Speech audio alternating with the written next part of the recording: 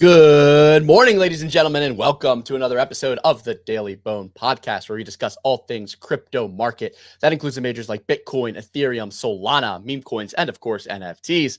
Today, we're going to talk about the market rebound after a very red day.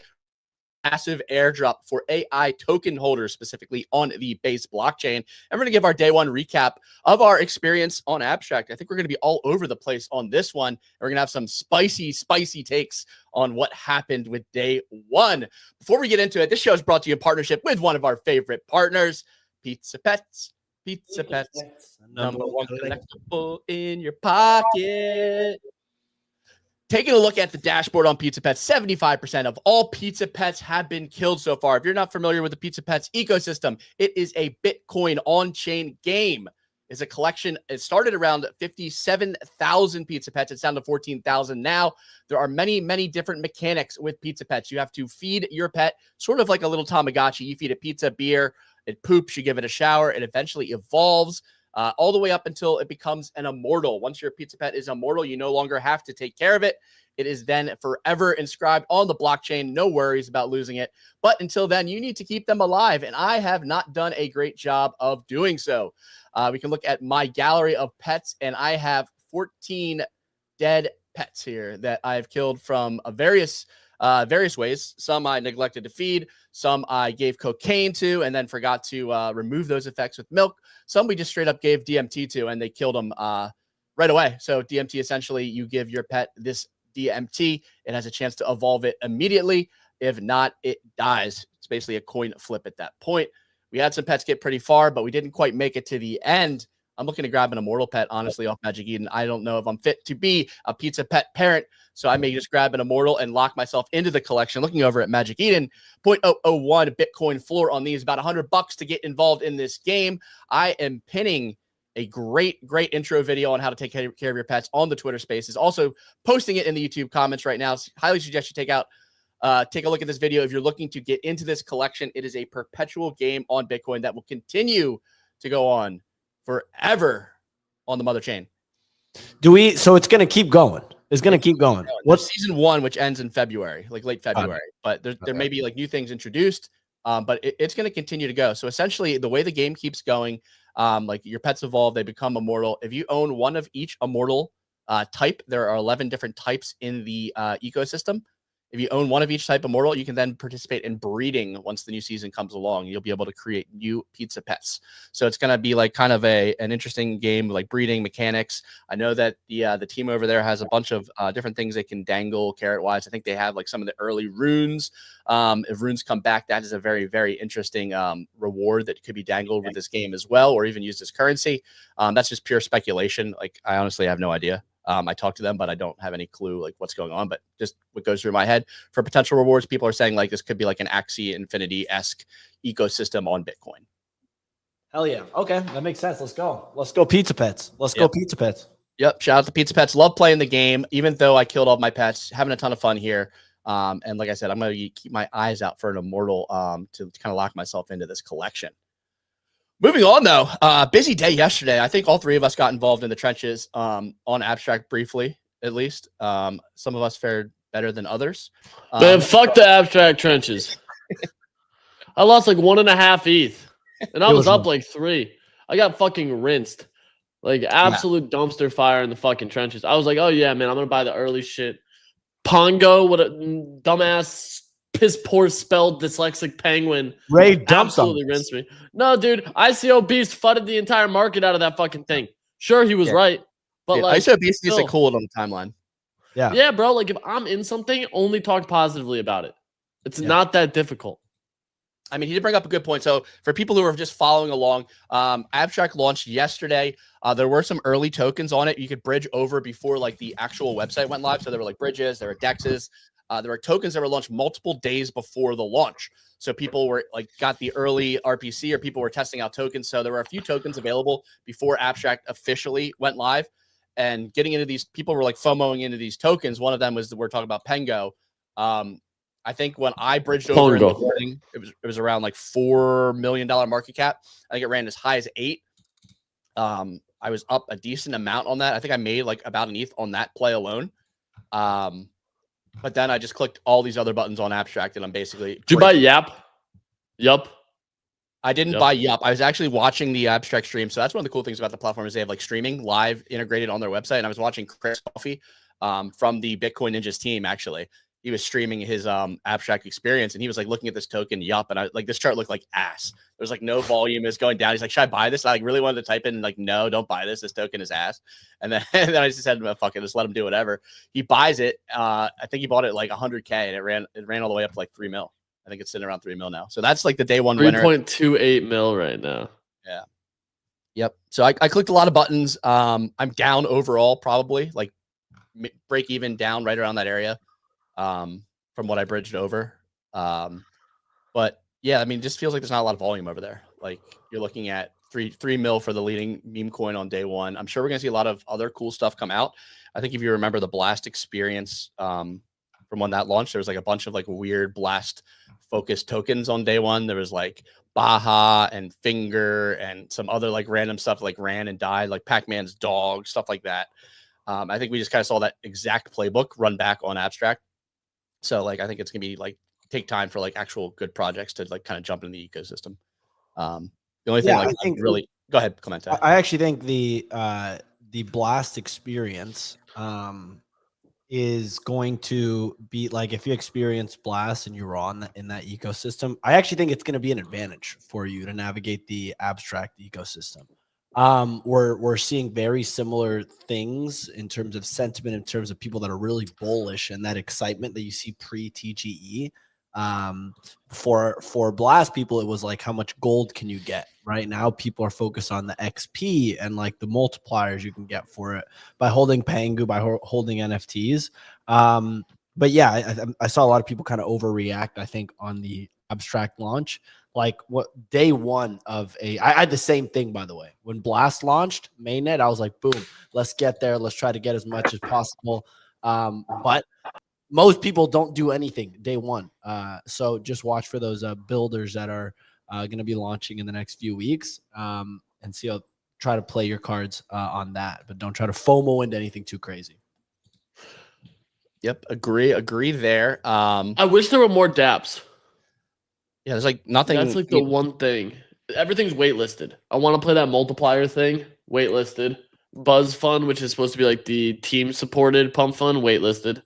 So like I'm over there buying coins on vibes. None of the liquidity pools worked after the fact. Like there was a bunch of shit on there that I was like, dude, this is annoying. Dude, another thing is like there are honeypots, a lot of honeypots, and like people who might be coming over from Solana like don't realize how easy it is on Ethereum to get caught in these. Like basically, a honeypot is a token that you can buy but you can't sell, and these are being listed on the Abstract homepage on their trading page. Like you can get to honeypots and buy them through like the official Abstract like trading mechanism, which is like crazy not to have some sort of like security warning in there. There's none of that for the trading page, which is like wild considering like who built this and like the devs behind it. I think that's something that they're probably going to have to change early because I saw like a number of honeypots, especially one was funny called Buzz, which is like the sound a bee makes. And like people were FOMOing into this. I saw somebody in the chat was like, dude, this thing's going up only. I'm up 10x. No one's selling. I'm like, oh no, like welcome to Ethereum. Damn. Abstract. Yep. Welcome to Abstract. Yep, exactly. So yeah, mixed bag there. Ups and downs, kind of expected with any chain. We've got a lot to talk about today. Someone said Abstract's the new Blast. Nah, dude. Nah. Are you on the right mic? Yeah, do a little mic check, Pio. I mean, it is inherently that's pretty similar as far as Blast and Pangu. I mean, the result ain't gonna be the same. Oh, you sound like butter now, dude. You sound good now. Thanks, okay. But yeah, it really is not. It is not Blast. Like, come on. You're right. You're right. It doesn't have. I mean, Pio is right. Abstract doesn't have 5% native yield backed by Paradigm. I knew you were about to say native yield 100%. I should have mouthed it. We've got a lot to talk about today. Why don't we break it away with the weather report, Clemente, whenever you are ready. The button is the bottom right button on your soundboard. All right, I got it. Yeah, all I will say though, I was looking at the metrics for Blast last week as far as like TVL and everything. Holy shit, it looks bad. The outflows on Blast, it's a ghost chain. It's a ghost chain, which is you hate to see it, but Who could have seen that one coming? But let's do this thing. It is Tuesday, January 28th, ladies and gentlemen. Welcome to the show. Looking over at the crypto roundup, we got the majors bouncing back after a red day with Bitcoin over 102,000. We have Ethereum just under 3,200 and Solana at 236. Over the past 24 hours, the markets were in turmoil after Nvidia lost almost $600 billion in market cap. $600 billion, ladies and gentlemen. The largest single day loss in U.S. history. And that is because many are speculating because of the Chinese chat GPT DeepSeek. Crypto ETFs had their largest outflows as well in weeks as the Bitcoin ETFs posted over $450 million in net outflows, and Ethereum saw $140 million in outflows as well. A lot of outflows coming out of Wall Street right now. Investors are a little scared. Next up, it was a good day for AI tokens as Kraken listed the Base Virtuals token. Coinbase coming soon, hopefully. Eric Voorhees, we had him on the Bitcoin show about a year ago, and he launched a Venice AI platform and also launched the VVV token, which was airdropped to AI token holders on Base. And this token was the winner of the day as it was listed on Coinbase day one and ran to a $2 billion FDV. A lot of strong narrative and inflows coming into Base. And finally, it looks like traditional finance is going to be testing the boundaries of Trump. How far can they push the orangey skinned man as the administration's crypto policy has Tuttle Capital filed for 10 leveraged crypto ETFs, including ETFs for Trump, Bonk, and Melania. Crazy day yesterday, but we are hoping for another recovery. It's looking like cloudy skies with a chance of sun. Back to you in the studio. Excellent weather report as always, Clemente. Are you going to be aping into that Melania ETF day one? No, I'm still. If they use a virtual waifu woman as the picture of it, absolutely. Dude will put his whole 401k in that shit. I almost made such a good play yesterday on like an anime woman. Is that the only play you make at this point? Well, it was a smart one. I don't want to talk because that's actually not too PG, but moving on. You know that thing I was yapping about yesterday about the pump fund competitor GoFundMe? Yes. At 40 mil yesterday? What's it at now? Token for 113 mil. I didn't know there was GFM. I saw that thing. I didn't know there was a token. Yesterday on the show I was talking about it and I like gave my thesis on like, dude, if they can take 1% of market share, they'll make 5 mil rev annually. If they can take 10% of market share, 50 mil revenue annually. And yesterday they released how much money they're making. And day over day, I think they've actually cleared 5 mil a day. And all that money goes back to token holders through staking. So there's like this flywheel that they're going to be kicking off. I want to just find this post yesterday. I don't know if I'll be able to find it, but they basically talked about how much they've been making and it's outpacing that. So it repriced violently after the market kind of sold off, in which we then saw this run back up. I don't know. Like I'm looking at their page and there's not a ton of volume on it. Like that's what surprised me. I probably middle curve this. I mean, Easy was talking about it. Like it makes complete sense. Like the right curve size, like it takes 1% of market share from pump fund. The left curve side is like, oh, another pump fund. And I'm just saying, another pump fund that you can get token exposure to is the big thing. Like that's it. It's like if pump fund had a token, what would the market cap be? This inherently gives you an opportunity to try to speculate on similar, which is why I was like, I bought a pretty big bag yesterday of it. I've now trimmed the bag because it's up 3x, and I shared my exact like take profits on it, which was 75 mil and then 107, and it's above both of those now. So it blew through both, and now I have the remainder of the bag for a push to 160. People said like, "Oh, you're still underpricing it," because they're going for like a very big APY style play where you stake it, and that's how you get fees and buyback and all this other bullshit. So it's going to be like an ohm fork style thing. I don't stake meme coins. I don't like to. I'm not a fan of staking in general. I've voiced that before. So we hit through 2 take profits. I trimmed the bag after that. And now we're leaving like 40% of the bag for this take profit 3 to see if we can get it. But that's more or less free at this point. But the thesis is still fully intact. Like if this can gain 1% of market share and they make $5 million a year, inherently that price is cheap. Are they doxed? So yes, that's actually a FUD vector. It's the team behind Anybody's, a Solana NFT project, who also assisted Toys R Us to do their NFT drop, and Toys R Us rugged. So people are fudding it because they're like, they've helped some sketchy shit happen in the space. Are they actually going to stand on business with this? Which was also why I was like kind of conservative in my take profit targets. FUD vector. We love a good FUD vector. One thing that's interesting. So I actually launched a token on this, and I bought a token that bonded on this because I was testing out the platform. Ray, you're a dev? Wait. You were testing out the platform? That sounds like Fred Krueger testing out Solana. I mean, I don't know what other way you need to like do research into these is like getting hands-on is like the best way to do it. So it's like, it wasn't like you're just airdrop farming, if anybody asks, Ray. That's it. You're just airdrop farming. I was testing out, Colombia. Never mind. Testing out Colombia. Never mind. Some Colombian white. Anyway, so interesting tokenomics of the deal. So if you're somebody who ends up, I believe if you're somebody who ends up like being part of the pre-bond purchase, like if you purchase one of these pre-bond and it bonds, you then get a percentage of that LP that gets like burned. Essentially, it's not burned in this scenario; it's locked. But Ray, just to stop you in your tracks, there, that's the same thing that Moonshot and Dex Screener did. With Moonshot, if you buy it pre-bonding, you were put into a pool for all fees generated. So like same exact thing. The bigger thing here is that they're saying they're giving back 100% of revenue to holders of the token. So unlike Pump Fund, which has made 500 mil, if they make 5 mil in a year, 1% of that and give 100% back, I have no idea how the fuck they're making the rest of their money, but that's 5 mil back into the trenches, which that sentiment is what has people excited. Is they're like, oh, cool. We may actually not just be burning money. Because I keep seeing the same posts where everyone called me a full-blown retard about saying that Pump Fund has locked up Solana in all those dead coins. And when I tell you, dude, my DMs, people were asking if I rode the short bus for 14 years. I was like, dude, leave me alone. Like, I just threw up some bullshit with some metrics. And now people are saying that same argument, that Pump Fund's only bullish because so many tokens have soul like just tucked up in the crevices of migrated tokens that are dead. It could be something. I got to go shortly because I have to walk Sapphire, and then I'm doing Gabriel Haynes's podcast at 10 a.m.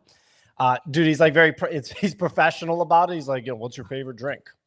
I was like, a cortado coffee. He's like, do you need a ride to the studio? It's I was unexpected. It was an unexpected level of professionalism from Gabriel Haynes. But I want to let people know I'm launching a MicroStrategy podcast on Thursday.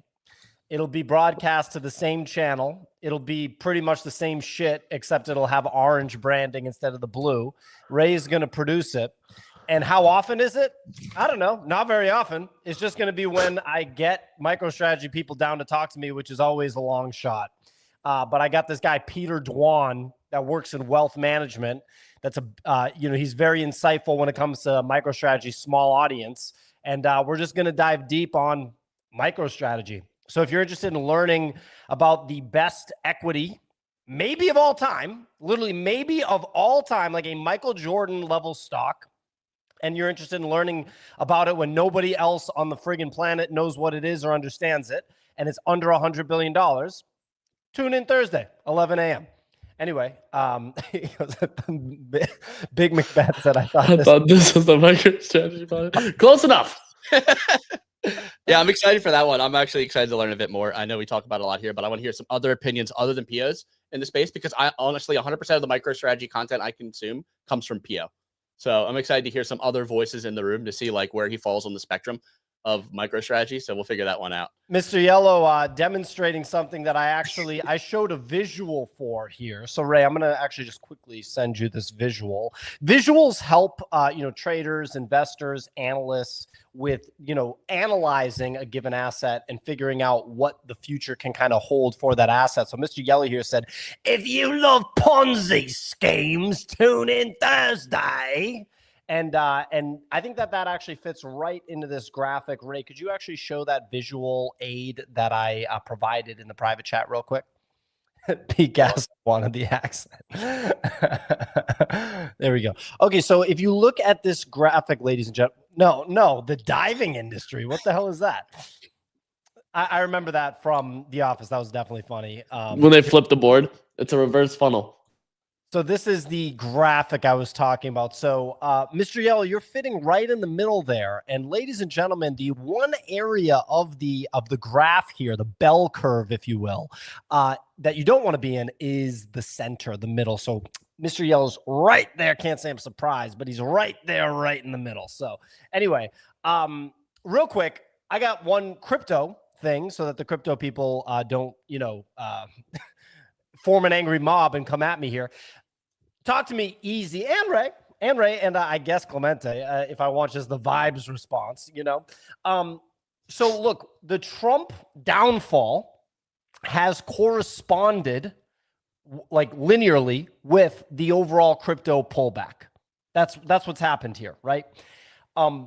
Have we seen any signs that as crypto rebounds, the Trump coin would rebound?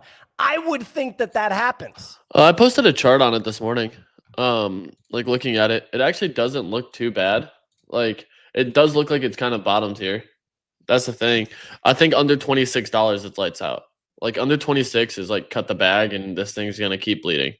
Like it needs to hold this red line more than anything else. That's like really the big thing for me. When I look at it here, it has continued to make lower highs and lower lows, but if it can hold 26.08, then it should theoretically push back to like 43. But that's a big thing, like line in the sand. How much is he going to talk about it? That's a concern. Does he talk about it? Maybe, maybe not. Any acknowledgement of it at this point, we'll send it. But you can buy it on every major exchange. I don't think it matters. Yeah, I'm with you, Theo. It doesn't matter. I think it's just a market beta. It's just like a crypto total market cap beta. You can do as much charting on this as you want, but if crypto total market cap goes up, this goes up. Kind of like Bitcoin. What's Bitcoin? What's a better buy here? Pengu or Trump? 2 months. Big question. Pengu. Oh. Pengu. It's way oversold. Way oversold. Sitting at 1.5 bill market cap, a little under 1.4. If it touches 1, I think you're going to see so many people back up the Brinks truck and buy it. The issue with Trump is it's still at a 26 bill market cap, and small number theory for like even people outside this like traditional crypto native people, $26 for a coin feels like a lot. If Trump launched this with 100 billion tokens or a trillion tokens, and this was trading at pennies, even fractions of pennies, I think we'd see way more volume on it. The fact that the Trump coin is $26, I think is off-putting for many people. I think so too. I think they fucked it up. I told Ray they fucked it up by 1 decimal place. If it was $2.60 right now, would we not be in a nice little spot? Right, 1 decimal place off. I think. Yeah, so I'm bringing up in terms of like Pengu, like catalysts. If someone wants the abstract token and wants to farm abstract, owning Pengu is like the easiest way to do so. Owning Pengu on abstract chain, because you get their XP automatically each week.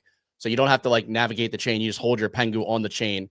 1,600, there's 3 tiers, $1,600 worth, $16,000 worth, and $160,000 worth.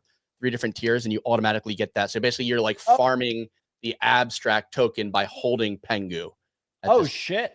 I didn't know that. Yeah. So like just went live yesterday. So like you should bridge your Pengu over, because inherently you get more XP by just having it on there. And XP will be a farm for whatever the ICO moment is down the line.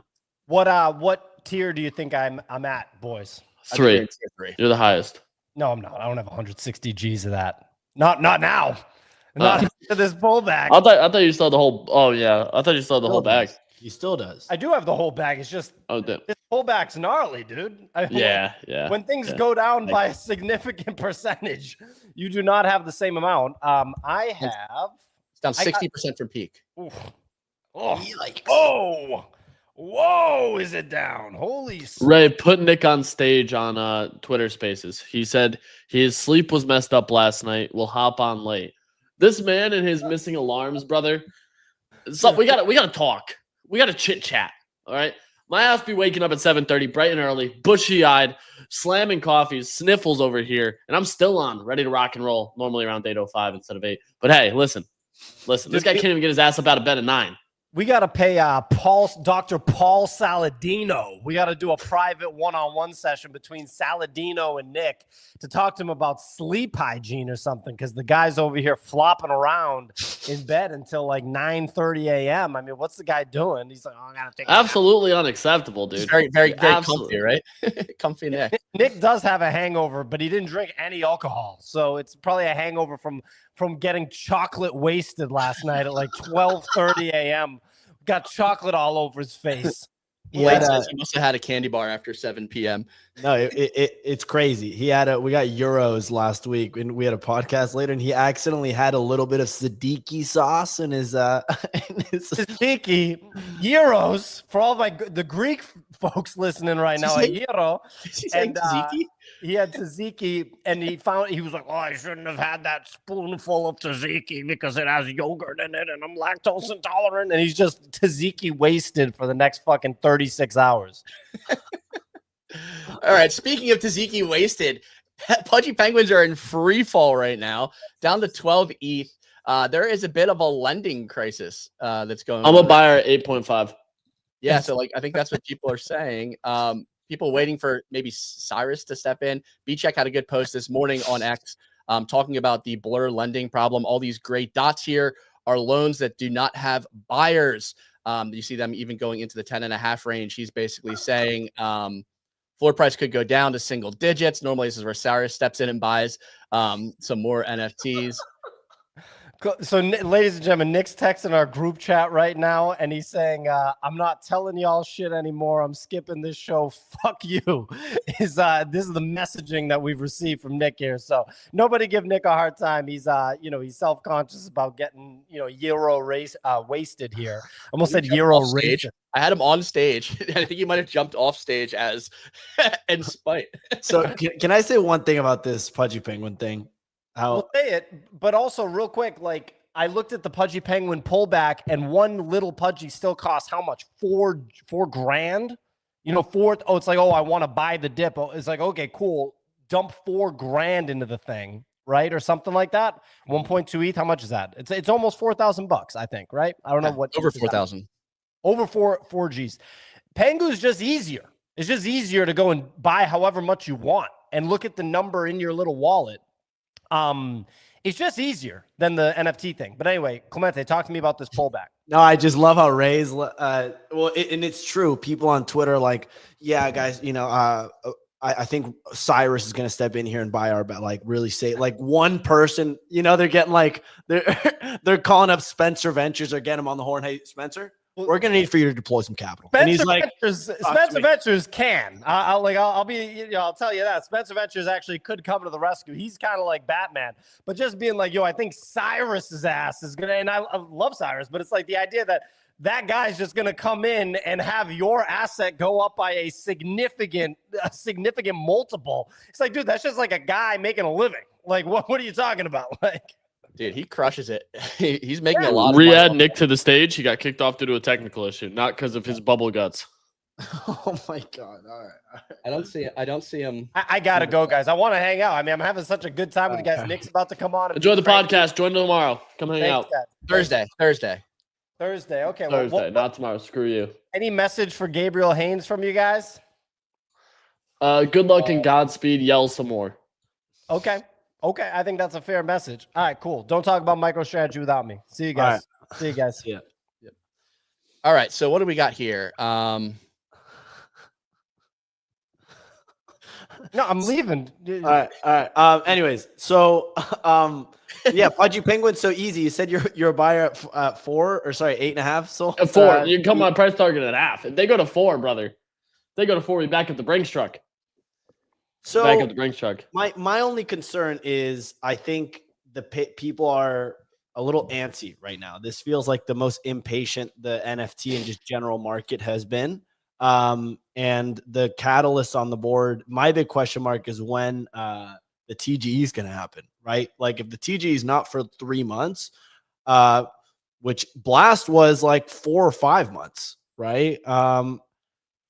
So I like if the TGE is not for another 3 or 4 months, I think these could go lower.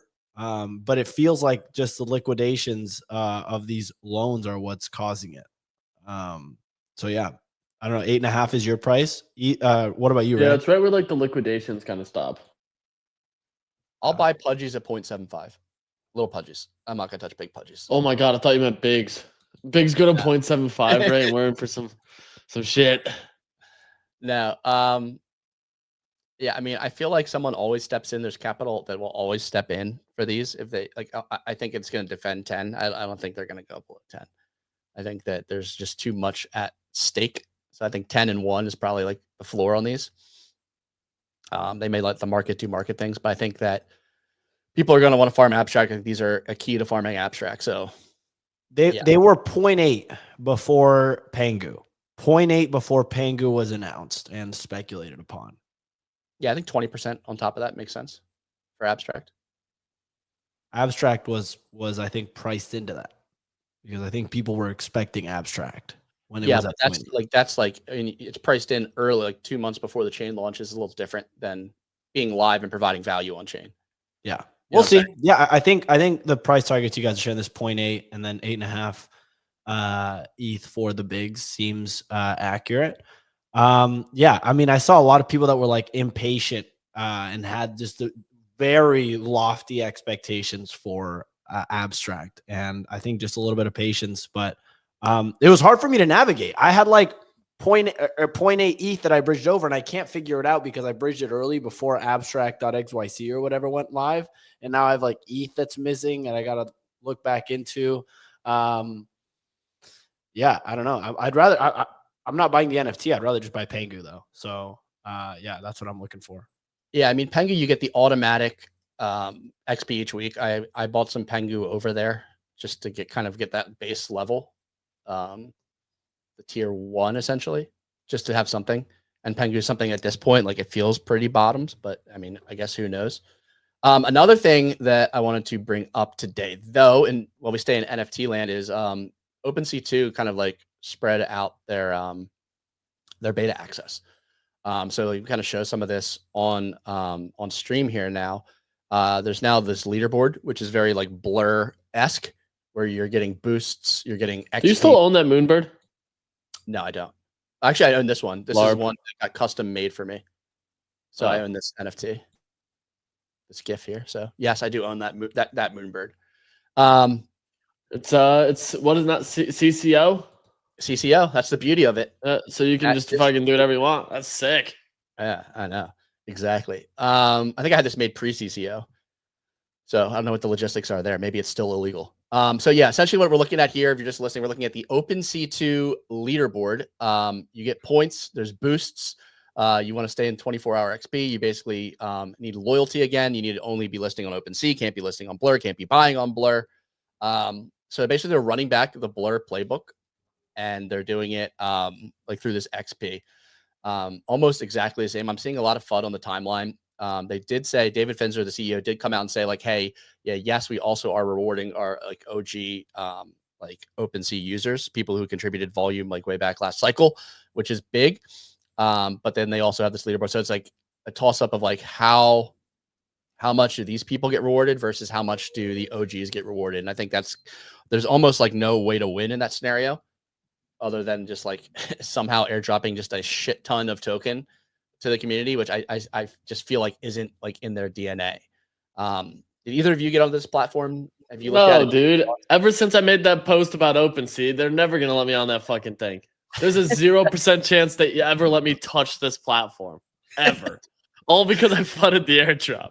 They're gonna see my wallet get added and just blacklist me. Like I'm smoked, dude. You're not even gonna be able to I use just blatantly lied about the OpenSea airdrop. Founder quote tweeted it, and everyone was mad at me for like a good 12 hours. The one benefit was I got 600 yaps out of it. So like respectfully, don't hate the play, I hate the game. I wish you would have used my referral before that, but what can you do about it? What does an OpenSea token even do at this point? Like, what's the comp, Magic Eden? Oh, it's a decentralized governance token that allows for you to vote on the future performance of the platform. Okay, so like, what's the comp, Magic Eden? Just with less chains and less goodwill? Less chains, less volume, less interest. Probably looks rare. I mean, it's probably somewhere in between, right? Yeah, let's go with YOLO games as the comp. So looking at the Magic Eden token, that's up on the day, 245 mil in terms of circulating market cap, bounced off bottoms. So I sold my Magic Eden for Pengu. Interesting. I mean, dude, it was just down only. I was like, do you still have MLG? Yes, I do. That's 150 mil. That was a great trade for me. Banks is always early, dude. It's always, that's one of the biggest gainers on the day, MLG. So MLG's up to 140. I mean, at this point, I want to trim a little bit. I don't know. My next take profits initially when I first set this trade up was 270. I'm picturing Clemente with his like pencil and paper out, like buying an MLG and being like 270. That's the one. Well, so I actually played, like, this was one of the trades that I think I actually did well on, as far as like waiting to take profits and playing it strategically and not getting emotional. But yeah, I sold some at 180. I sold some at like 80, then 120, then 160, and then I've been holding for this last month. Who knows? Maybe it'll break out here, but we'll see. I mean, this chart looks good. Correct me if I'm wrong, Easy, but this is a nice looking chart. Oh, this is a beautiful chart. Breakout of a descending wedge. This I charted this morning also, I believe. Was MLG was the other one that I threw a chart up on. Or maybe it was yesterday. All I know is that I think MLG goes like significantly higher. Like significantly higher. I even bought back in. Because you got to remember, me and Banks went band for band at like 10 mil. And shout out him for making me throw 100 soul into it at that point. That was nice. Obviously rotated out very aggressively throughout. Didn't catch the full pump. Bought back into MLG right after the speculation that Aiden Ross was buying on that retest. And yesterday added a little bit more. So I think that this ends up going up towards like 240, I think is what my line in the sand is, 240 area. Yeah, this is my, I think this is like a bet on kind of the streamers and the. You're betting on Twitch getting into crypto. This is the one that all Twitch streamers are going to be shilled. Like you saw Banks trying to now onboard FouseyTube, Aiden Ross. You have Lacey and Stable Ronaldo, 2 members of FaZe. You have FaZe Silky, another member, all talking with Banks. He's going to tell them to buy this one. Like, this is the one for, like, every Fortnite kid to be interested in buying. And, dude, their community slaps. They're great guys. Like, everyone who, like, CTO'd this and ended up running with it, it's just awesome shit. It's just, like, nostalgic video game highlights. And, like, me personally, I came from a lot of that shit. Like, dude, I would sit there and just rip Warzone and, like, even before that, Call of Duty Black Ops and Modern Warfare 2 for like 14 hours a day. Yeah. Is Blake listening to 2 streams at the same time? Is he listening to Barstool as well as oh no, it's a clip. Okay. You want to listen to another Barstool Portnoy clip? Fire it up, please. Yeah, let's fire this up. We got a 40-second clip on Portnoy wanting to potentially launch a meme coin. Another one? This is another clip. Yeah. Is this from today? Yeah. Can't hear anything. We can't hear it. No sound. So this is Dave Portnoy from his Davey Day Trader stream, which happens, I believe, once or twice a week. Here we go. People want an update on my portfolio. Yes, I've been researching the meme coin, the viability of it, whether I want to do it. When I said I want to do a meme coin, I had 9,000 million people reach out. Everybody under the sun, they know my meme coin would explode. I had CoffeeZilla. Don't do a meme coin. Don't do a meme coin. You don't want to be the subject of one of my exposés of how you fucked everybody. CoffeeZilla is right. I don't want to be that. So I'm vetting. I'm doing. I'm reading. Can I do it? I don't want to fuck people over. I want to make a shit ton of money, but I don't want to fuck people over. So I'm just Rome wasn't built in the day. My meme coin won't be built in the day if I do one. Okay.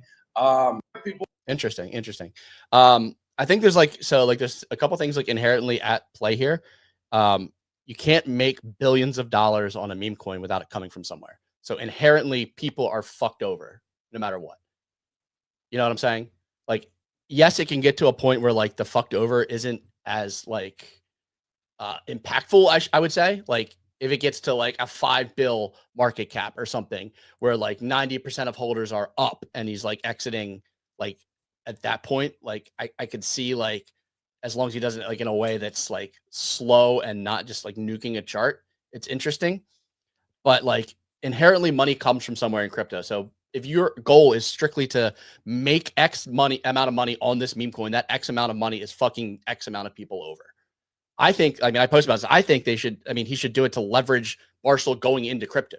Like that makes the most sense. It's like the best way to capture your current audience, the best way to generate goodwill within the crypto audience. Like if Barstool opens up a crypto arm, like that's super interesting to me.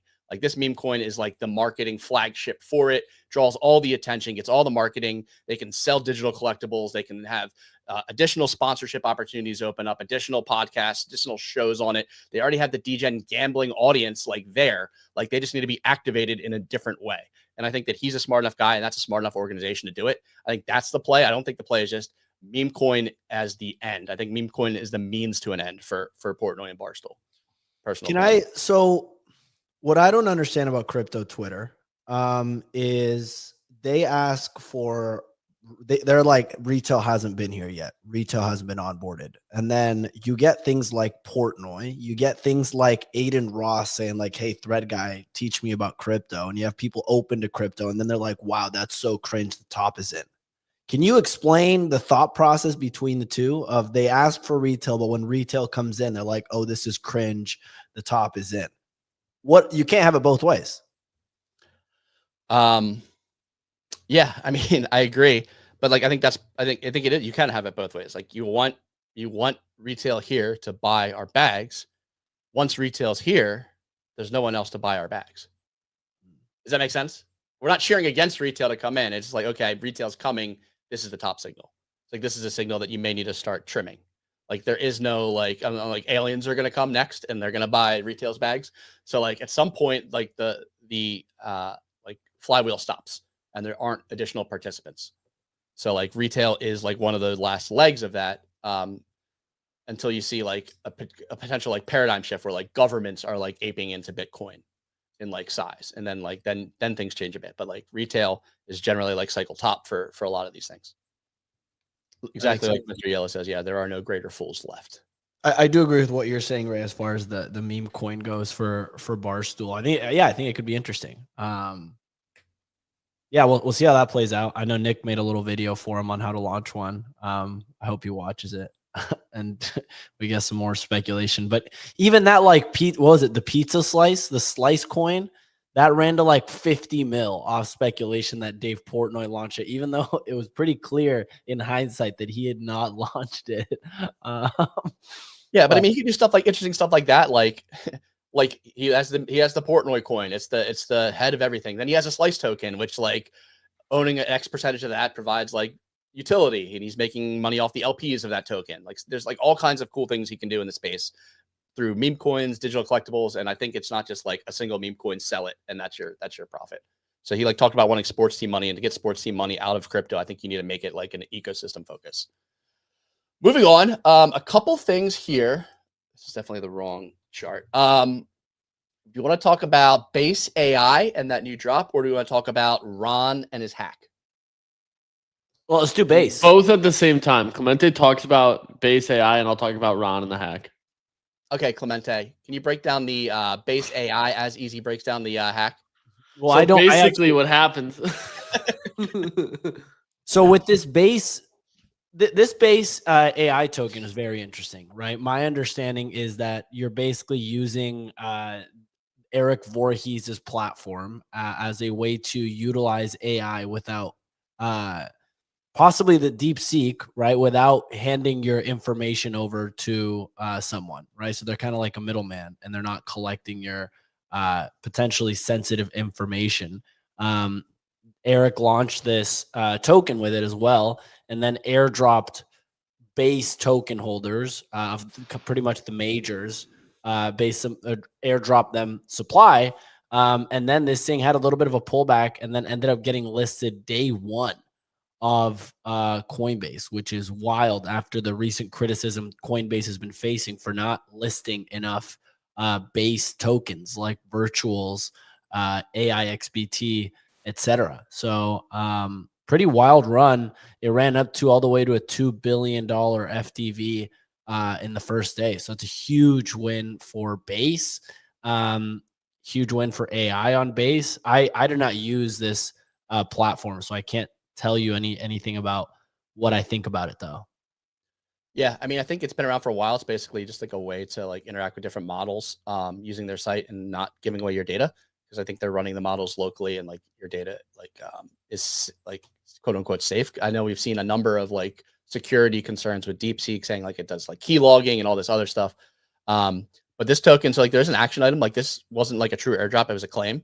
So if you own any of the base AI tokens, AIXBT, virtuals, some of those other big ones, so like basically any big name AI token on base, you can go to their website and claim. I was able to claim like 26 tokens, which is like a couple $100, I think. Nice. Kicking myself because I liquidated like a very large AIXBT position the night before this to have some. That hurts play with because they gave a ton to AIXBT. Yeah.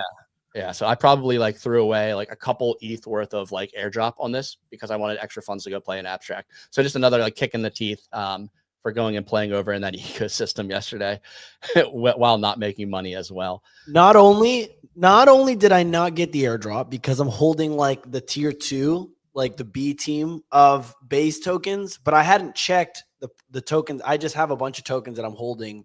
I threw like a few $100, $1,000 here and there, some trader shit. And I checked the prices and oh my God, I'm down astronomically on so many of them. Like Henlo, down to 30 million. It was at like 90 million a week and a half ago. We have Trust. Trust is down. Trust is down to 4.5 million. That was at an all-time high of like, I think 30 million, Ray. So holy cannoli. Talk about a pullback here, folks. But I do think AI season on base is just getting started. It's just about what actually gets traction versus doesn't. Yeah, I think we basically had a purging of AI with Trump. We talked about this before. Kick said like money got pulled right curve all the way left curve. But essentially what it did was like AI was clearly frothy and like people were investing all this money into vaporware. And now what essentially happened is like it's that pullback purge prices across the board. And now we're only seeing like the quality, quote unquote, quality AI projects kind of like recover. So if your bag isn't bouncing off of this like local little bounce we're getting, like it might be time to cut some of these other bags that aren't like performing as well as some of the leaders. And we could see like some nice performance from some of the bigger base AI projects. Nick, good morning. Glad to see you awake. How you feeling today? You well rested? Let's not talk about my sleep patterns. First of all, yeah. Did I have chocolate? Yes. Was that the source of issues? Probably. Eating chocolate before bed does give you heartburn, so it's not a good idea. Anyways, so that was a bad move. But the thing I was going to say was thank you for that analysis. A lot of us, Clemente, you asked the question. People say they're going to buy our bags, and then they get pissed when it happens. The analysis that was provided there was just top tier. I was trying to understand what's going on in the market, and Ray delivered. He just answered it. So, yeah, I wanted to say thank you for that. I wasn't really clear on what was going down. My Pudgy bags, by the way, or Pengu bags, down bad. I think I went from like 38 SOL to like 18 on that. I'd bought back in, by the way. I didn't put all my bags in it. But it ain't looking good. It ain't looking good. You know what is looking good now that you're on the show and we're talking about AI? Me. Get a little bounce off the bottom for YNE. Little bounce off the bottom here, up like 30% on the day. From 37 all the way up to 56, got as high as 60. YNE is one of the ones that is bouncing on the day. Are you still holding YNE, and what are your targets? Still holding, still targeting $1 billion. It needs to hurry up and get there. Yeah, that Lambo is not going to pay for itself, is it, Nick? The situation with YNE is an interesting one. I think really what we had was Trump absorbed a lot of the attention from the market, and people have been a little bit lost, running around with their heads cut off, trying to figure it out. I bought some Nvidia first thing this morning, by the way. I meant to last night. What are your thoughts on DeepSeek? Do you think they're bullshitting with the cost of this? My initial thought is yes. But regardless, did suddenly the demand for Nvidia chips drop by 50%? I just don't believe it. Did you see the guy that was on at what was the conference that just happened that everyone was pulling up the BlackRock CEO and everyone else on CNBC. Don't know. World Economic Forum, something like Davos? that. Davos. Okay, thank you. What? Clemente and Ray just full out on that one. They're just like, I don't fucking know. I mean, I know Trump talked at Davos. I know literally Trump was like days ago. Trump talked to Davos. ago. He said the BlackRock CEO. I didn't know the BlackRock CEO talked at that. I know Trump did, and he said he wants to make or USA the crypto and AI capital of the world. So I just think the idea that this is just going to implode and disappear overnight is absolutely ridiculous. It's absolutely ridiculous. I think that so Ellie.jpg said, I did test the DeepSeek model locally. It is 100% true. It's faster than other models. Okay, yeah. I'm not saying that it isn't, but they need to develop the model somehow. Like, did we not think there would be progress, that instead we would keep the same inefficiency that we have right now and that there wouldn't be any form of optimization? I just feel like that people are a little bit slow on this front in terms of how this is going to go down. But what was the phrase that Kix was referring to yesterday? The theory, and also the CEO of Microsoft tweeted about it. Jockman's law or something. I don't know what the heck it was. No, paradox. Gerson paradox. J paradox. AI. What was the thing called? Jevons paradox. Economic principle that states paradox. Technological advancements increase the efficiency of resource use, can paradoxically lead to increased consumption of that resource. So by having a more efficient resource, we need more of it. So check out Satya's latest tweet, which is literally just a reference to this, which is essentially, this is not his tweet. I'll post it in here. I think this is like the main thing. Demand is going to is going to continue to increase for AI. And this is great. It can end up on our devices and stuff like that. But all of the model generation, all the compute associated with data collection and everything else, and aggregating all of that data is still going to require compute resources. And Nvidia still continues to be the premier chip maker when it comes to AI. The other Taiwan Semiconductor would be the other area to look at. But yeah, I don't, dude, the revenue is up for a reason. They're up from, in October 2023 quarter, 18 billion to 35 billion. They've doubled revenue in 1 year. This is a business that's generating over $35 billion in revenue. Their net income is 19 billion is insane for a company that's making hardware. I don't even think Apple is as efficient as Nvidia, if I'm being honest. Let's see what Apple, what their margins are. Well, now they're a services revenue, so actually it is way better. Holy shit, theirs is incredible. So their net income is 14 billion in the quarter ending in September on 94 billion in revenue, 14 billion, which means that Nvidia has generated more net income in that same quarter than Apple. In fact, almost 30% more than Apple on a fraction of the revenue, 1/3 the revenue of Apple. So they're just hands down a better business. I don't know. I think someone said AIXBT might be my first AI coin purchase here. One of the things that's overarching in the comments, dude, the one thing I'll say on this, all of the AI stuff is absolute garbage in crypto. Most of it is garbage. So you have to find out the stuff that's like has any real practical application here. The FUD around VVV, which whatever, what's the name of that token you guys brought up? Venice? Unicorn Fart Dust UFD. Venice. Oh, Venice. Okay. Venice. Oh, different I said fart. V.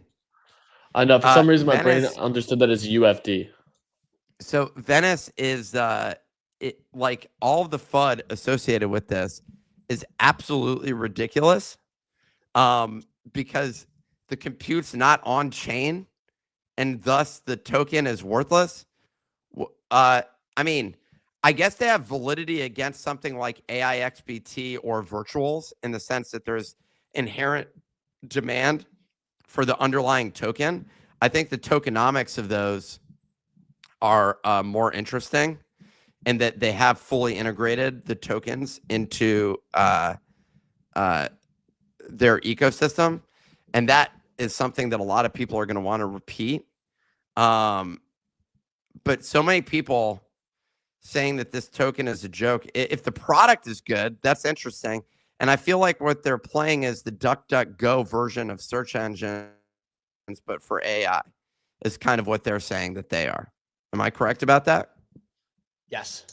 Looks like they have pretty up-to-date data. I asked about the VVV token. They had like a good price range on it. Pretty cool. Really?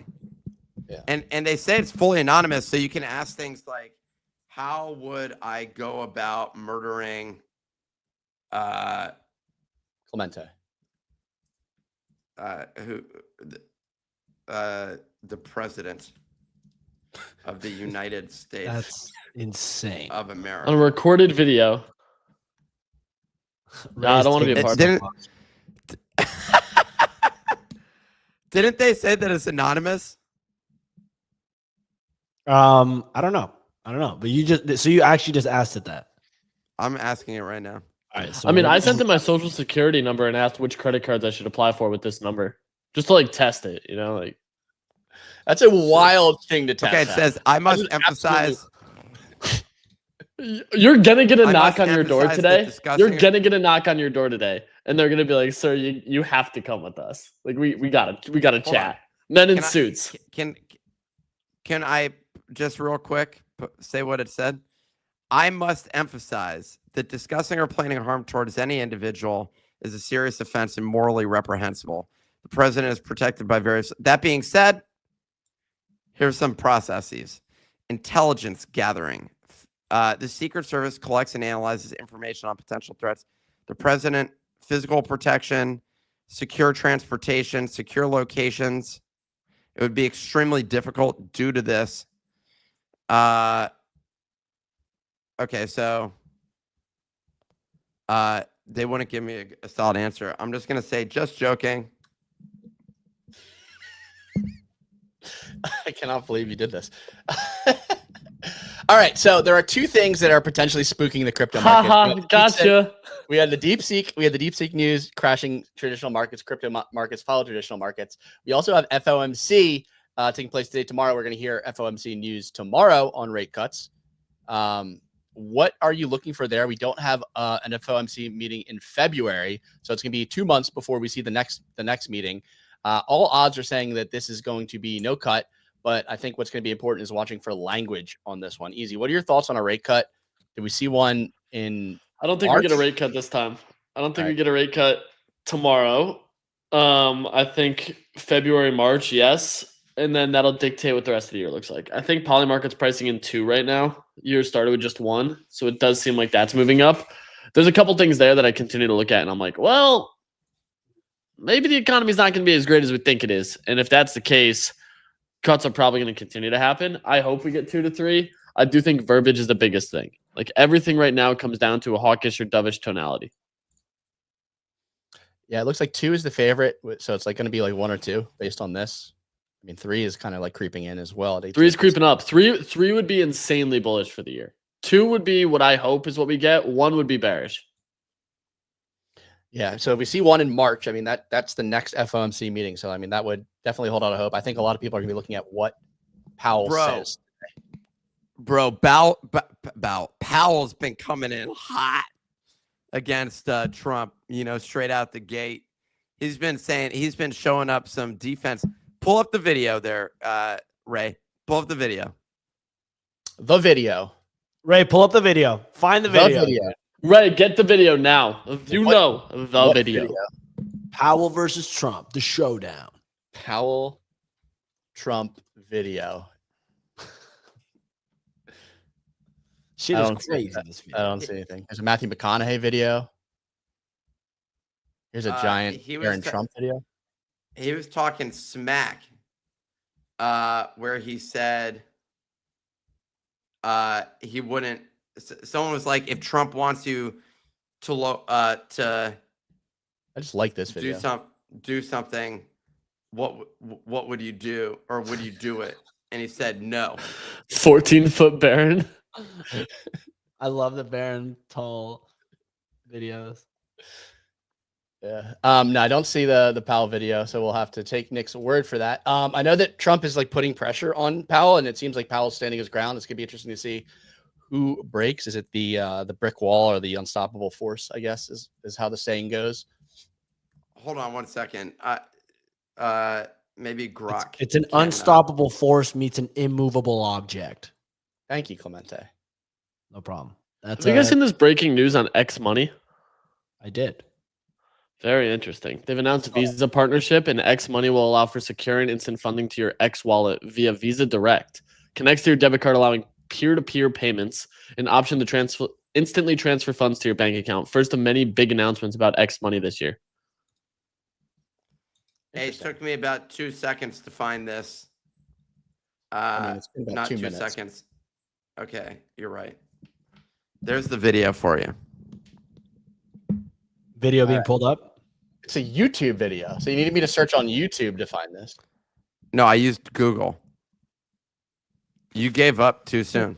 Advisors have suggested that you should resign. If he asked you to leave, would you go? No.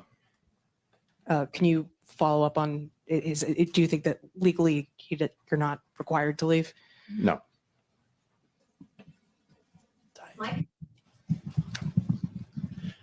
Michael McKee from Bloomberg Radio and Television.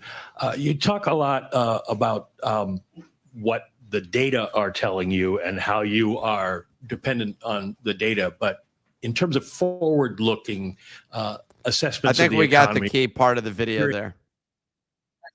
I didn't know there was more there. I wasn't familiar with that video, but yeah. So he's not leaving. Trump doesn't have the power to fire him.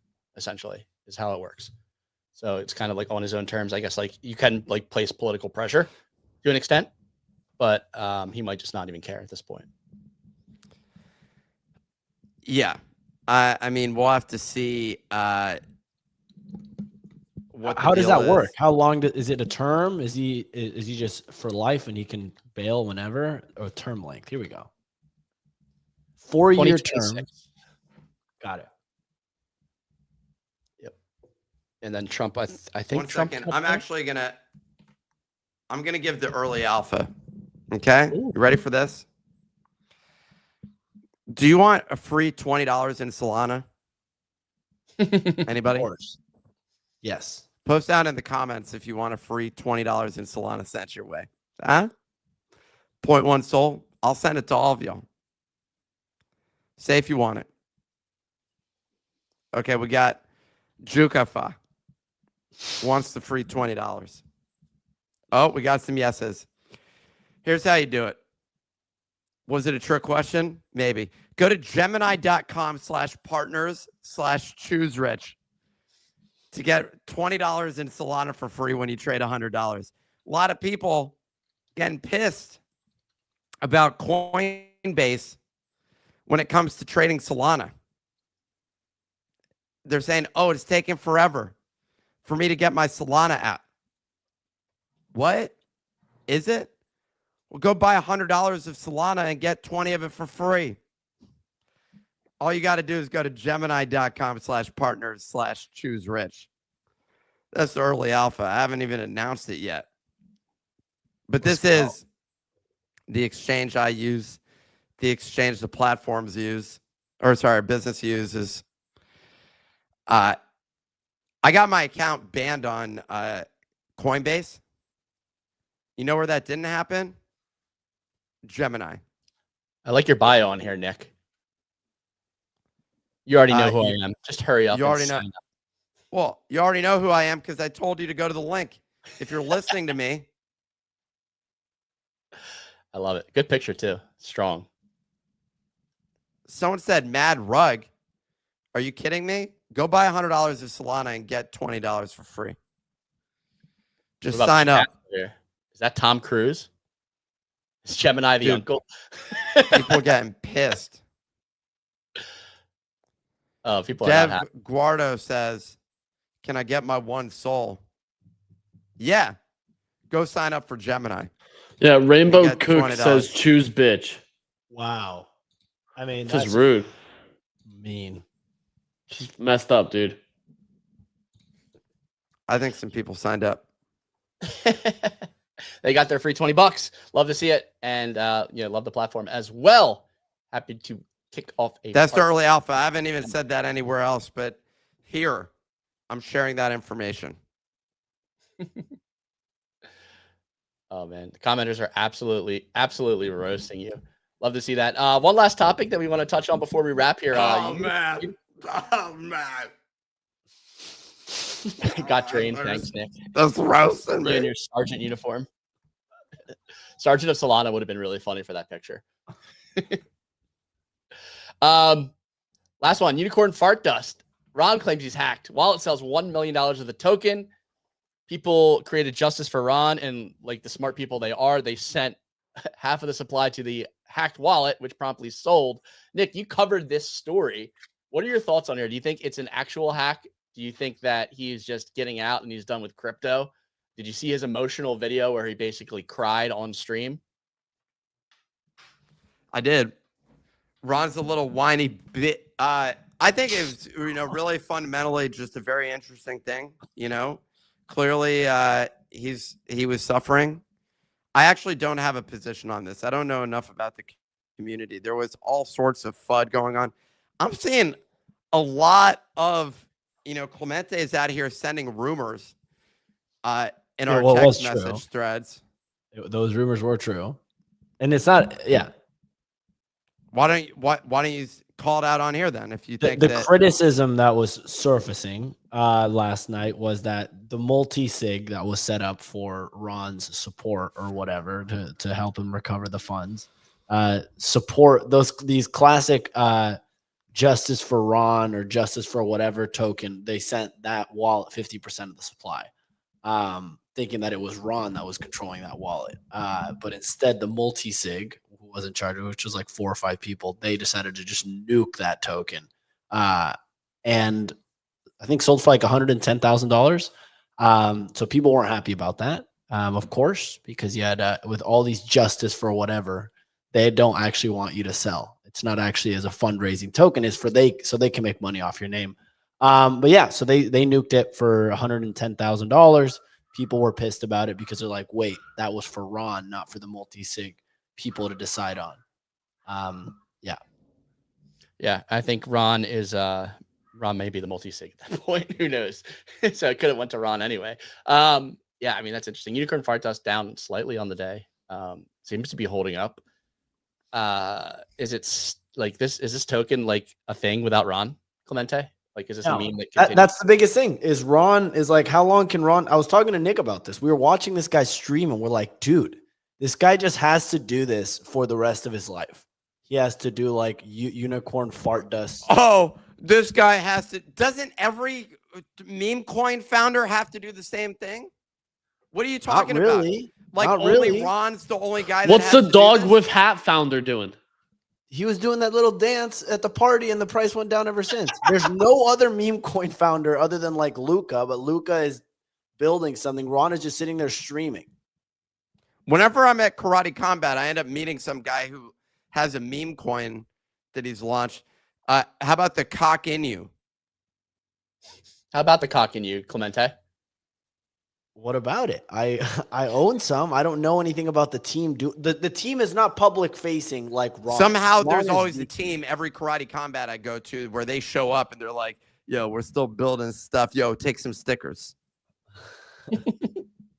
They have good stickers. I mean, that's important. How about the people that made Bonk? That's a little different. That's like a utility coin at this point. But so my argument here, Nick, is that there's teams for sure, but they're not as public facing with one person in charge of the entire thing the way Ron is. The thesis for UFD is Ron is Boomer Guy talks about this meme coin, which is like hilariously named.